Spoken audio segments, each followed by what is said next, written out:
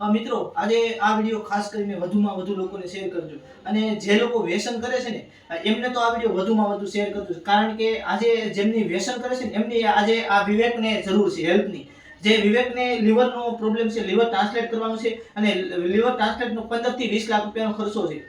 જ્યારે એમની પરિસ્થિતિની વાત કરી, દેવી પૂજક છે અને પરિસ્થિતિની વાત કરી, નથી જમીન મકાન કે નથી સુરતની અંદર ભાડાના મકાનમાં રહે છે અને ગામડે પણ કશું નથી, ત્યારે એમને 15 થી 17 લાખ થી 20 લાખ રૂપિયા જેવો ખર્ચો છે અને આ વસ્તુ છે આયુષ્માન કાર્ડમાં પણ નથી થવાની. ત્યારે આપણે સૌ સાથે મળી અને જે લોકો છે વ્યસન કરતા હોય છે અને જે નથી કરતા તે એ પણ આજના એક દિવસના જે વ્યસનના છે, ખોટા પૈસા બગાડતા હોય છે, તો એવા લોકો આ વિવેકના માટે આજે 100, 200, 550 રૂપિયા પણ આપી અને યોગદાન સહયોગ કરો, જેથી કરીને આપણે